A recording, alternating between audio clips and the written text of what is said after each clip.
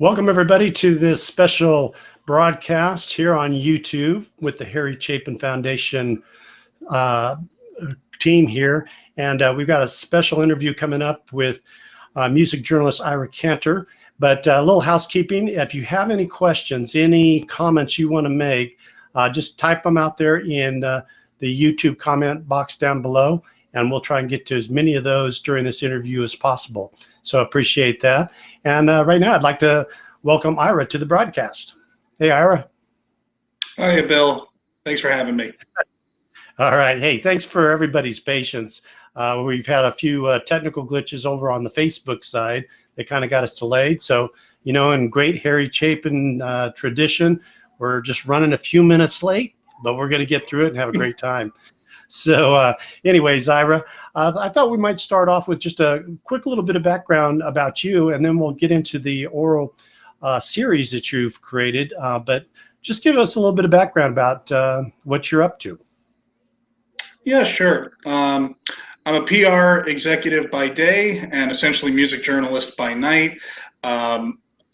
Work for an agency in Boston doing tech PR, but previous to that, I was a reporter for 5 years with the Boston Herald, and I was also a freelancer for publications like the New York Daily News and the Village Voice, doing some music-based pieces. In fact, the New York Daily News is where my first piece on Harry came out back in 2011.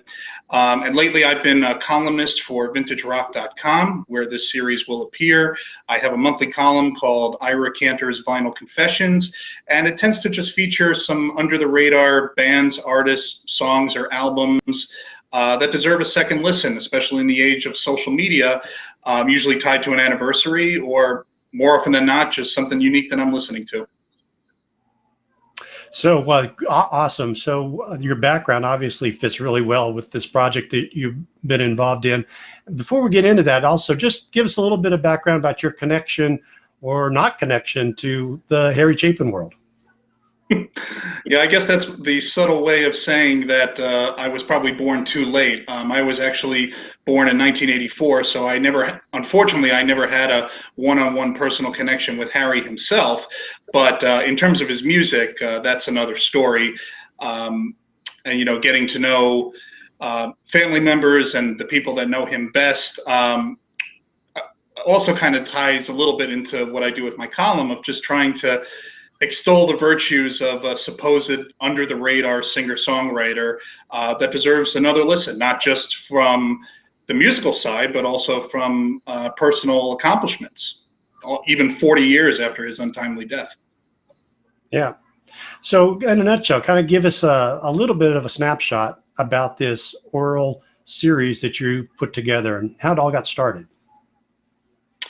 Sure. So the series I have titled I Was, I Am, and Now I Will Be, the Story of Harry Chapin. Now, on the one hand, I love the title, but then I'm hoping that, because most experts are going to know that it's a lyric from the song Sniper, I don't mean it in terms of a negative connotation. I mean it in terms of a man who accomplished so much in his lifetime and is still accomplishing to the modern day. And basically what this is just as Harry was a consummate storyteller, what better means to tell his story than by having the people who knew him best talk about him in their own firsthand accounts and through the interviews that I've done. So this is what I'm calling an oral history, which is it's 100% firsthand excerpts and quotes and bits of interviews that I've done over the years with about 50 people that knew Harry best. These are family members, business and political associates, popular artists of the day, and it essentially a straightforward chronology from the very beginning to the legacy work that's happening today. Unfortunately, it doesn't tell the whole story. I wish it did, but I think over the span of about 10 chapters, it covers the majority, if not all, of the major pinnacle events of Harry's life. So is that how you're kind of differentiating it from sort of a typical biography, that you're just sort of kind of looking at the milestones and some of the things that and motivations behind some of those milestones?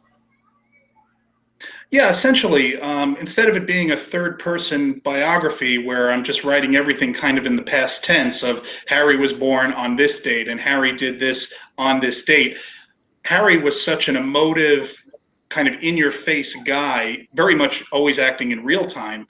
So the true emotionality of people comes from these sources when they're talking about their own firsthand experiences. Yes, they're recalling the past, but you can hear the emotion and the power in some of the stories that they tell. And I truly think that using this oral format paints a much better visual picture of Harry. You know, especially for those of us who never had the opportunity to see him in concert or, you know, meet him in person. This is trying to sort of recreate the man and the musician and the humanitarian in our version of real time. Yeah, and the sense that as I looked at kind of an early version of this, the sense I got with it too is it really did bring out those emotions that people had as they reflected on Harry, that come out so well in those quotes versus trying to build this overall narrative, like you said. Just hearing those words or actually reading those words just really kind of put it all together, and the sense people had and the connection they all had with Harry. Is that kind of the objective of it, the project? Yeah, I would say so. One area I was also trying to do is get to the human elements of Harry as well. And most human beings, if not all of them, I truly believe all of them, have flaws to them, essentially. And we all know how wonderful Harry is, but the people that know him best, you know, can also tell those anecdotes about, you know, some of Harry's flaws. Like you referenced in the beginning of this interview, Harry was fashionably late for concerts. That's not something that should be overlooked. So when you get people talking about Harry, it's always with a sense of love and respect and true admiration. But then there's also a lot of humor to it when they're kind of recalling some of the crazy stuff that Harry did back in the day, or elements of his personality, or, you know, running through the halls of Congress with his pants ripped, you know, things like that. Yeah, and in every one of those instances that you describe in this series, or use the quotes to describe, it's amazing how it kind of turns around, that even though he's kind of stepped in the middle of something not good, he always had that ability to turn it around and turn it into a positive. And people went away loving him just that much more because he was so genuine. Is that the sense you got going through all these interviews? I truly believe so. There was not one person that I have interviewed in the scope of this entire work. And granted, this is only 50 people. I've interviewed probably close to 75 in total. Unfortunately, not everybody made this particular series, but I can't think of a single person who spoke about Harry in a negative context, purely in a negative context. If they were kind of making fun of him or talking about some of those apparent flaws, it was always done underscored by the fact that they loved the guy and just truly admired him, and, you know, his approach to life and business and music and all other aspects.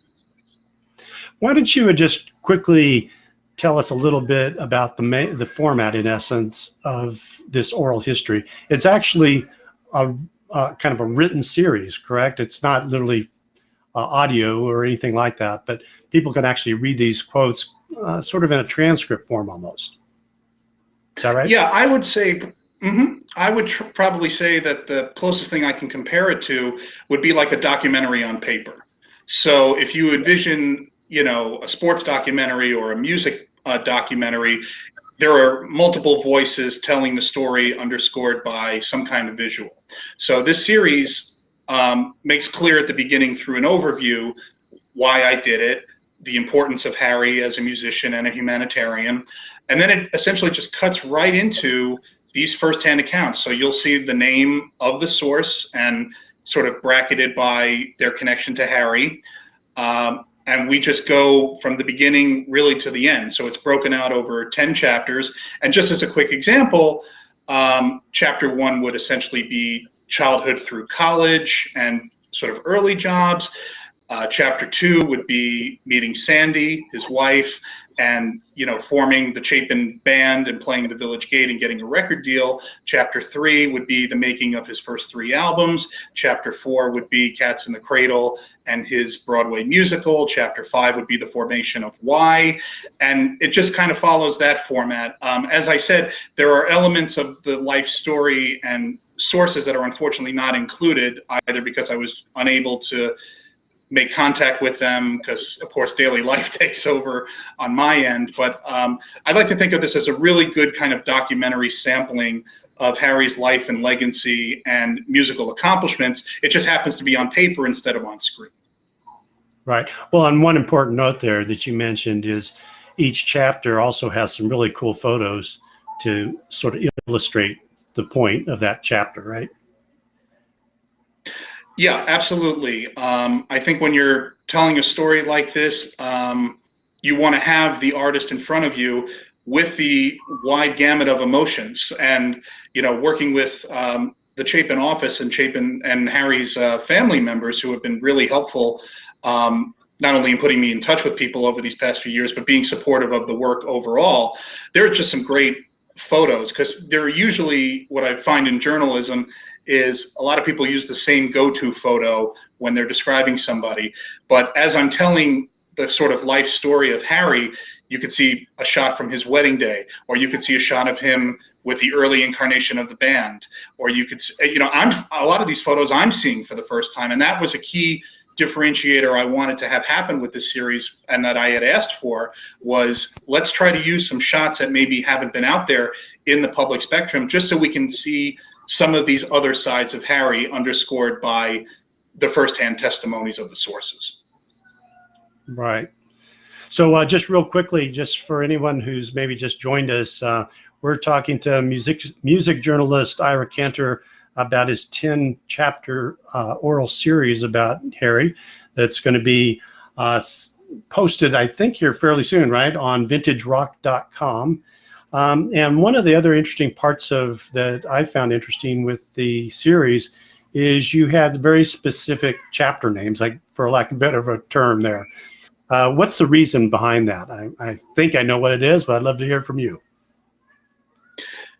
Yeah, so there's kind of, I think, a twofold approach with that. So maybe that's the one element of the standard biography that I wanted to have intact, which was, if I put these sort of subhead title names, it kind of demonstrates what element of Harry's life we're going to be talking about. But the key thing I wanted to try to do was have every title be a song of Harry's, with, I think, the exception of one, which was Gapin' Chapin, which was obviously the nickname that was lobbied around when he was schmoozing Congress back, trying to get the Presidential Commission on World Hunger. This just helps the narrative flow, so you get a sense of what these people, what the sources will be talking about in the scope of the overall series. Again, the title for the entire series is I Was, I Am, and Now I Will Be, the story of Harry Chapin. But there are these sort of subheads which just kind of help the reader get a sense of what we're going to be talking about in that respective chapter. Yeah, and could you give us just kind of a quick snapshot of some of the people that helped you in terms of interviews and all that? Because there are some in here, and we can talk about a few of these as we go along, that I found really fascinating, that they're voices that you don't, at least I haven't heard that much when people are talking about Harry. So who was involved kind of in the broad strokes of your interviews?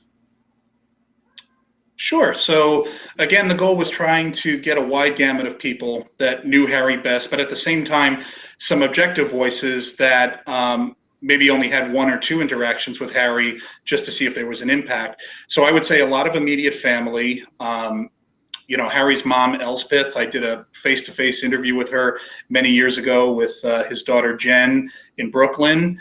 All 5 of Harry's children, his brother, Tom Chapin. I'm trying to think who else. Business associates. So people like Shelley Schultz, who was Harry's booking agent, Don Ruthig, who was his business manager.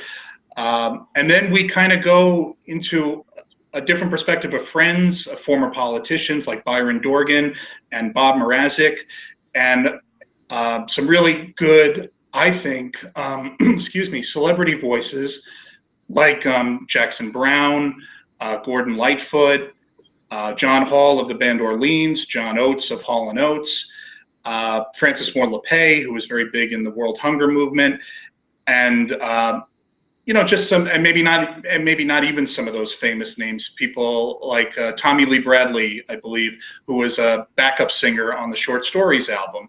I'm trying to find folks who obviously are going to be part of every Harry project that there is. It's inevitable. You're going to have to talk to those people to get Harry's story. But I wanted to go a little bit outside the box as well and try to find some different folks to lend their voices to this, to help give it some stronger weight when telling Harry's biography. Well, one of the interviews that caught my eye, where it looked like you tracked down some of his former classmates at the Air Force Academy. I'd never heard some of that background. That was the first time I'd seen that. So how did you go about tracking some of these folks down? I mean, it just seems like it's like literally pulling dots together that you don't even know if there's a dot out there.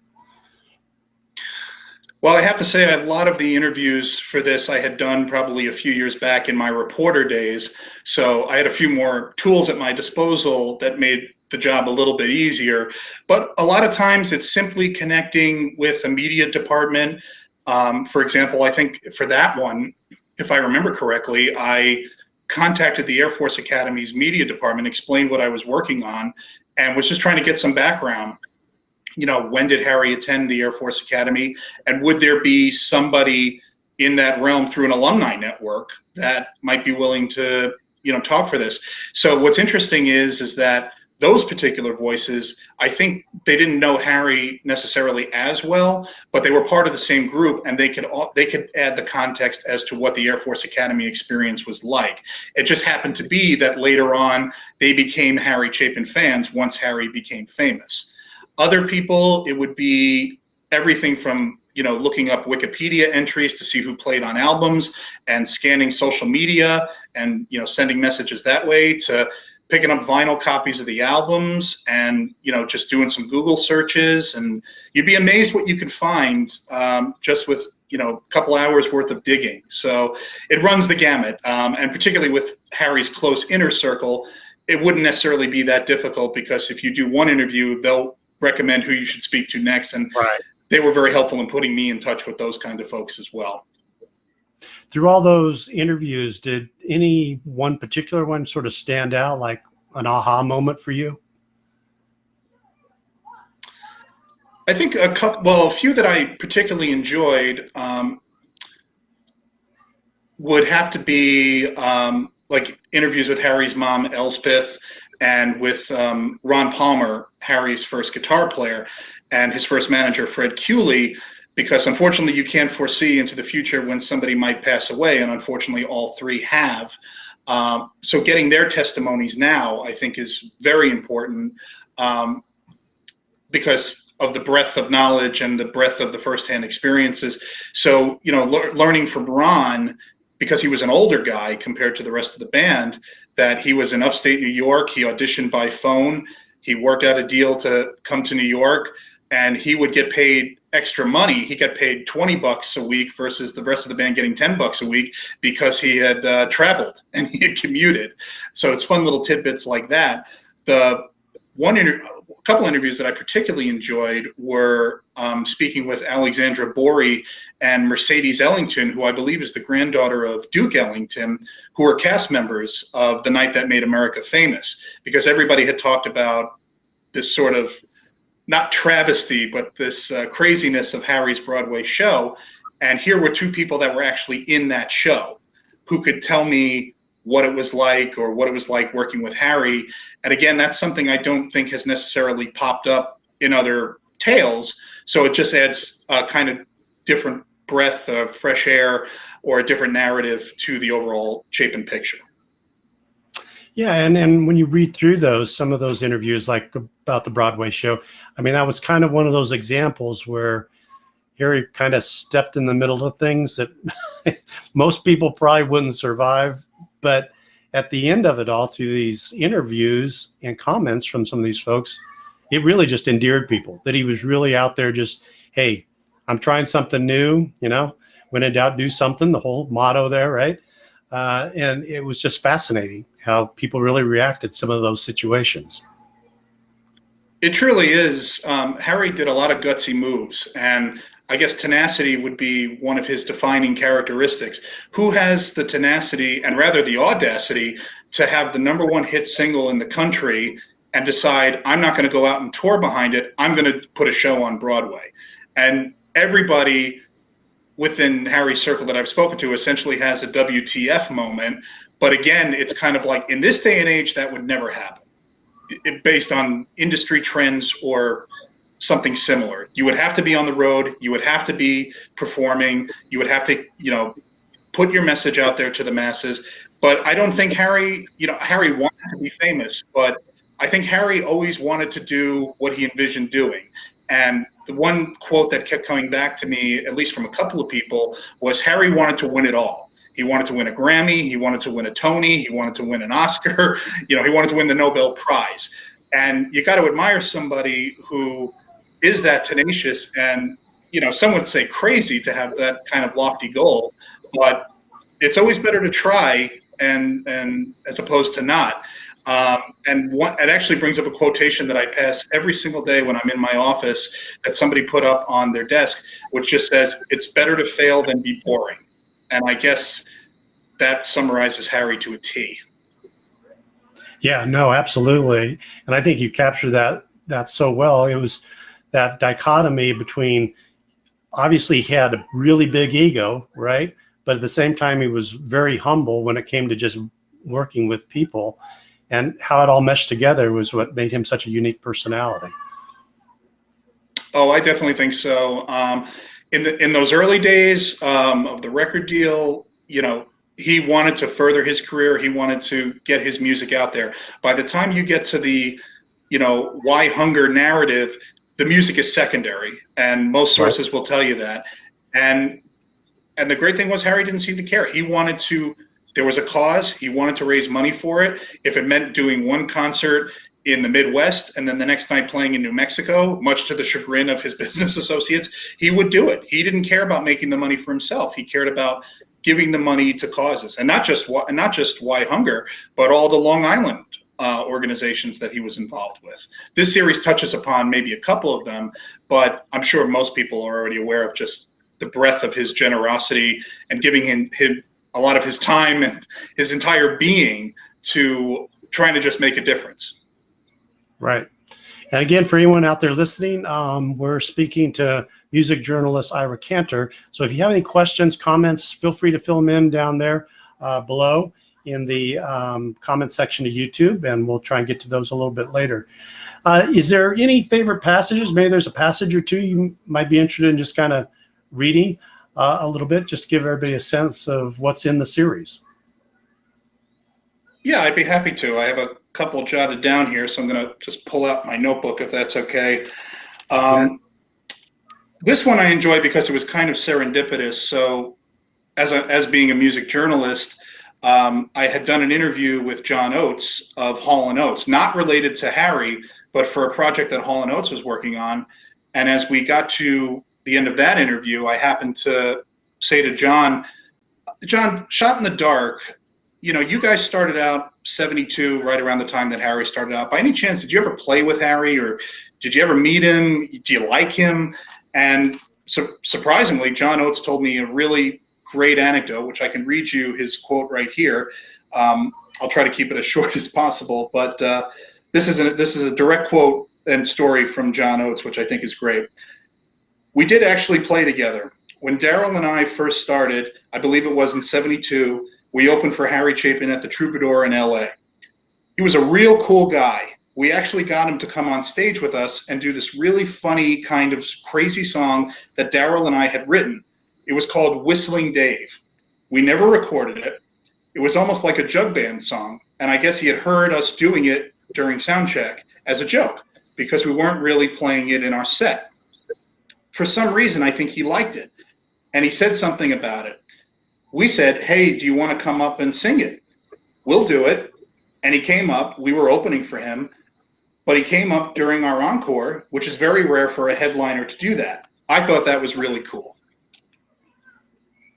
So that's just great. one example. Yeah, that's a great story there. And I can give you a brief quote from Ron Palmer. This is related to, so just for perspective, Bill, when people read the series, there are going to be some passages that are maybe a sentence or two long, and then there are going to be other passages that are going to be a couple of pages. It's all based on the stream of consciousness of the sources and what they're remembering as related to the chapters themselves. So here's a little bit of a shorter one from Ron Palmer, and this is related to the recording of Sniper and Other Love Songs, which obviously was Harry's second album. So this is direct quote. Harry wanted Sniper to be a double album. Fred Cooley and Harry basically produced that album, and then of course we had produced enough for a double album. But Jack Holzman just up and said, quote, Harry, the world is not ready for a double Harry Chapin album, end quote. So that went down the wayside. Yep. So it's just these kind of, yeah. So it's just these kind, a lot of these quotes too. I mean, there's great sincerity behind them, but at the same time, it's almost like there's punchlines that are set up, and then you get a great joke kind of at the end of it. Even if it's making fun of Harry in some degree, it all comes back to sort of the love and respect and just kind of the, oh, what is he doing now kind of element. But again, right. Very gutsy for a guy of that period to, want to take those risks. Right, absolutely. And I think that's the sense, I guess, probably because of your journalism background, you have, in finding these quotes, you kind of drill down on some, probably fairly sensitive topics at times, but because, like you said, he's a flawed guy, just like all of us are flawed in some way, shape, or form. But then again, just being able to continue to tell that story through the quotes themselves, that, yep, he kind of messed up on this one, but he brought people around. There's just anecdote after anecdote along that line that I just found fascinating. And you always hear those kind of stories sort of here and there, but seeing them all compiled and into one history like this was just amazing. How long have you been working on this? Well, I would say my Harry project, which has sort of taken on a lot of different incarnations, began in earnest back in 2011. And I had always set out with the goal to put out an oral biography. I had no idea how I was going to do that. I still, in some ways, don't have any idea how I'm going to do that. So I tried a lot of different things. Obviously, I had, as mentioned, I had a story come out in the New York Daily News that was timed to the 30th anniversary of Harry's death. So that was one springboard there. I've tried taking what I've written and putting it as a one-act play to focusing on one particular album and putting a book proposal out of that. But really in working with vintagerock.com and just I just have a really great editor who seems to like what I write. And I don't want to sound self-serving here, but I think it really helps when I pitched him the idea for this series that there was no pushback. And he seemed really keen and game to see where it would go. So it was taking all these interviews and all this work, which already was in kind of an oral biography format anyway, and whittling down probably 250 pages worth of information into what would be a sort of collective 65-page document. So I have a lot more stuff, but there does come a point where some of it is redundant or some of it has been repeated, and nobody's going to want to read a story where 27 people are saying the same thing. So you kind of have to dig a little deeper and see who has the more visual quote or who's which is the source that really was there versus the one who was speaking about it objectively. So I would say probably a period of about 8 years of just working on a Harry-related project, and this is sort of the biggest thing that's come out of it. No, it's fantastic. I can't imagine going through all that. It's like the cutting room floor, right? Making a video or a movie or something. There's a lot of great stuff, but at the end of the day, you do have to get it pared down to make the most sense for folks. And through this, I mean, I assume you listen to a lot of Harry music along the way. do you have any favorite tracks? Any favorite songs? Yeah. Well, it was actually funny. The impetus for this whole project to come together, let's say 8 years ago, was I was down in New York at the Fan Piers with my best friend, and we were seeing a musician perform. He performs a lot in Central Park. His name is David Ippolito. So anybody who goes to Central Park in the summertime can probably find him playing there. He was playing one of Harry's songs, and it was What Made America Famous. And I was fascinated because it wasn't Taxi and it wasn't Cats in the Cradle, which were the two that I knew at the time. And we got to just chatting about it. And that kind of set this whole project in motion of how can a guy who had 4 top 40 hits overall over a 10-year career have such an impact on the world. So yes, it involved a lot of listening to Harry's music, but then discovering all these great tracks along the way. So I would say probably my favorite tracks, WOLD is a definite favorite of mine. I think that song, it just tells it's a heartbreaking story, but it's an everyman kind of story. And I just love, the sort of radio tones of it in the background.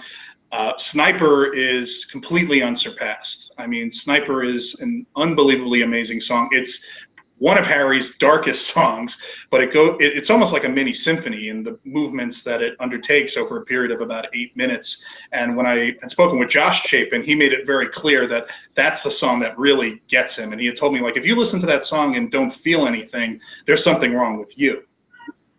A lot of stuff off the Short Stories and Verities and Balderdash albums. They Call Her Easy, Song for Myself. Those are great ones. I love Halfway to Heaven is a really good song.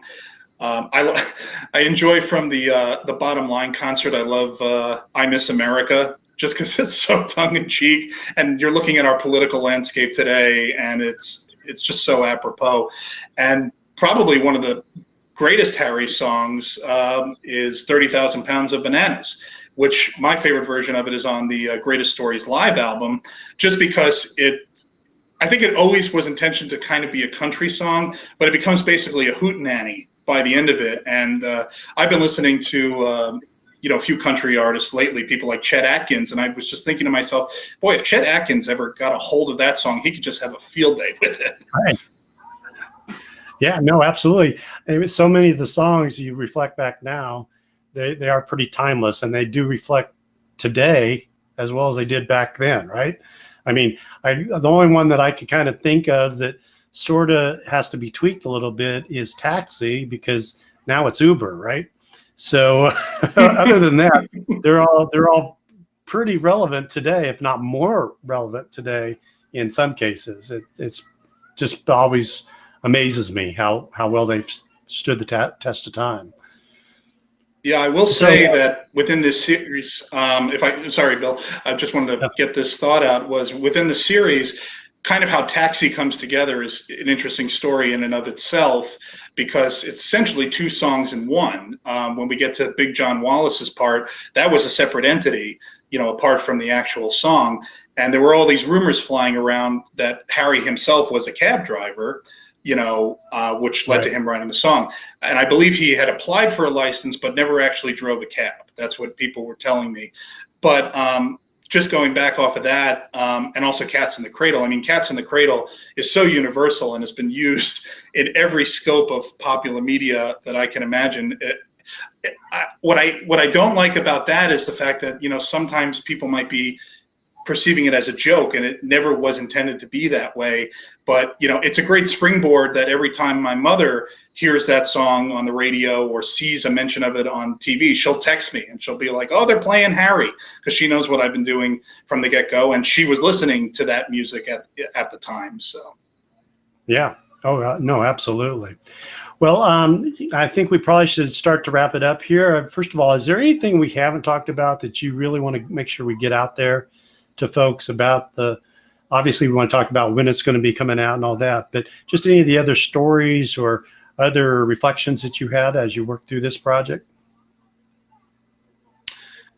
Yeah, I would say overall, this was a true labor of love. I never did this for the money. I never did this for fame. This was just an interesting person that I wanted to just see how far I can go with it. And, you know, when you hear these great stories being told, and I'm aware of all the other Harry projects that are coming out, and everybody's got kind of a different take on it. My hope is that this series has its own uniqueness, both in being the oral format, but also just the scope of sources that have been interviewed, people you may not necessarily think of immediately, or people who just have their own great stories to tell about Harry through all aspects of his life. It's just I've read the series myself just for proofreading a number of times, and there's just portions of it where I just smile and I just think, like, you know, this was a truly unique character, and, you know, there aren't very many that come like him every single day. And, you know, I'm only 3 years younger than when Harry actually died, and I think I've accomplished only an iota of what he did in his lifetime. So, you know, I want people to, you know, I would love for people to read the series and get something new out of it, and learn elements about Harry, and even the people that were close to Harry that they didn't know previously, and keep the conversation going there. My understanding is the series will start going live starting this week. I'm aiming for it to come out on July 16th, so fingers crossed there. And once it does, I'll certainly be sharing it out with everybody. And I think spreading it word of mouth is how we're going to really generate buzz for it. And I just appreciate the opportunity to talk about this here, and always connect with people who have their own stories to share.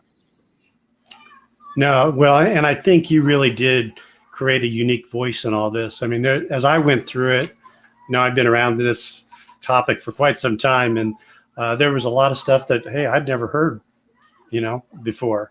And a couple of ones I just wrote down notes to myself I'd forgotten. I'd actually heard this story once before about how the Chapin brothers went in to audition for the Monkees TV show all of those years ago. But what I hadn't heard about was, I think it was the day before, you can correct me if I'm wrong on my timing here, Harry and Tom and his dad were actually in a car accident, right? And they rolled the car.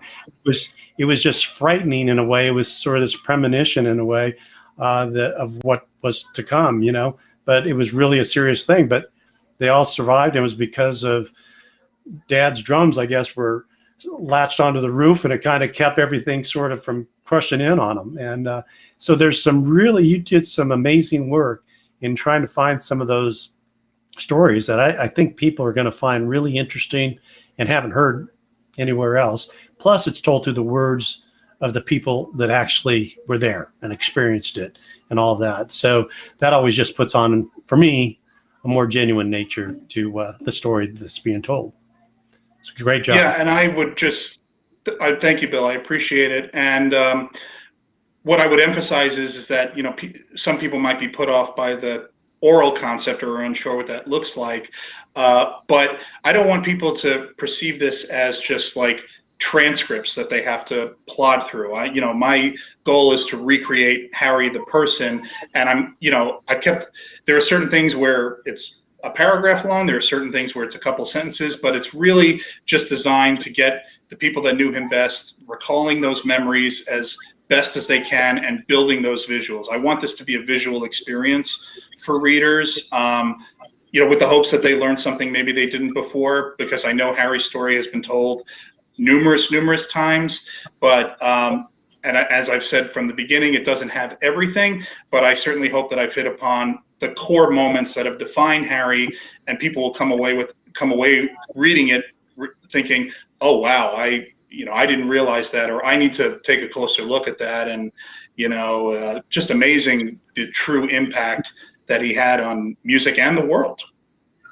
Right. And I can tell you, it does not read at all like a transcript. It really does read, even though you're just basically using quotes from all these individuals, the way you stitched it together, you told a great story in these chapters. And I really do think people are going to just love it, because it really put in context this very complicated person.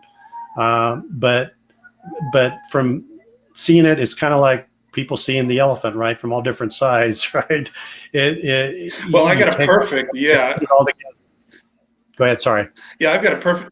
No, that's fine. A perfect example, which is just coming to me, which is a good reference point for this series, is if anybody has ever read the works of Studs Terkel, particularly like books like Working and The Good War, it follows that kind of format. It's talking to the people that lived in that time. And I think it was Josh Chapin, it was Harry's son, I believe, who had told me that Harry was an admirer of Studs Terkel. Like he enjoyed reading his books because, again, Studs Terkel was this kind of storyteller.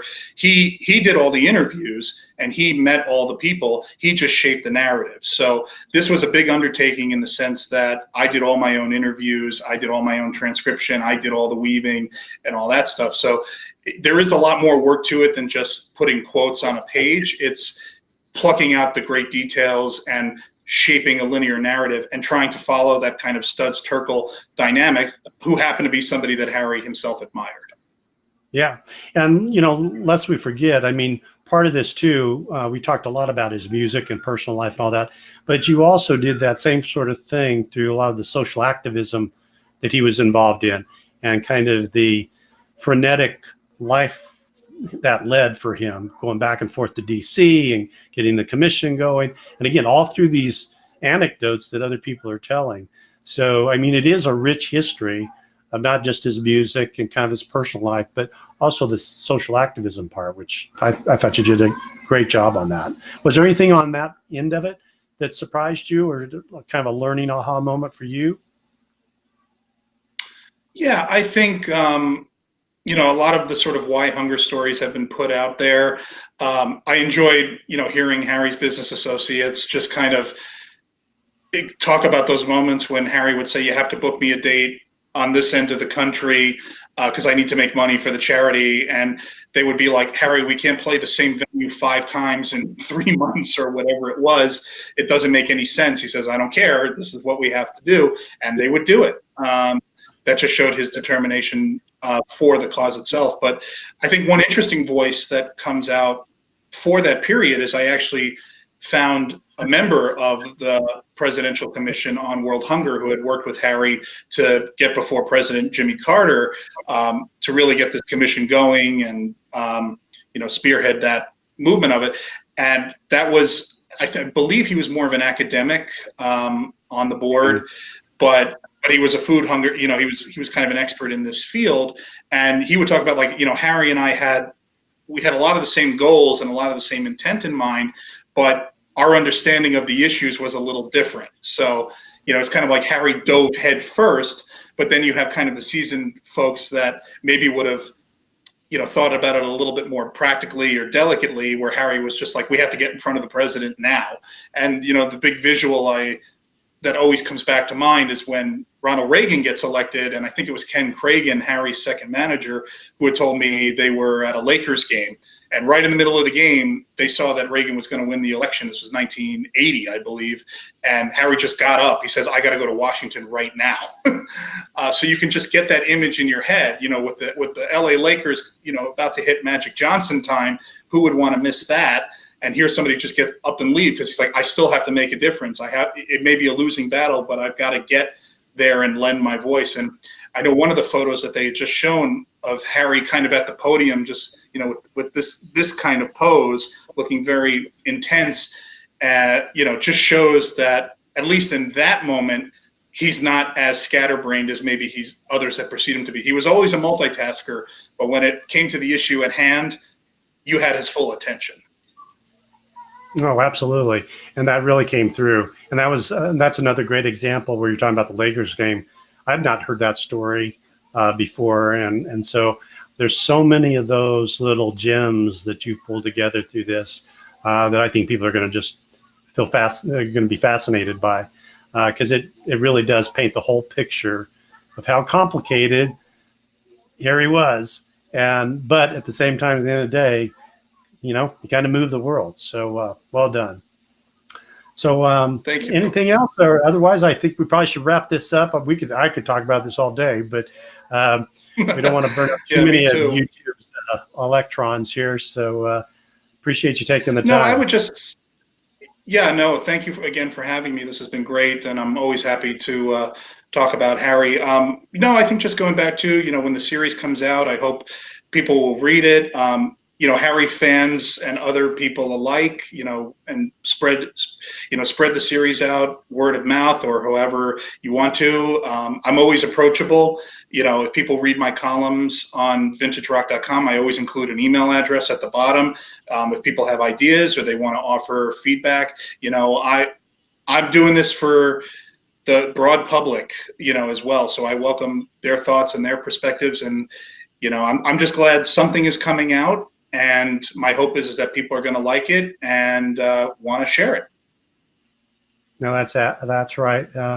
And, again, thanks. I think this could act as a really big, nice bridge between generations, too. I mean, one of the things we talk a lot about at the foundation is how do we work on efforts and issues and initiatives that will, attract a younger generation and I know they're out there.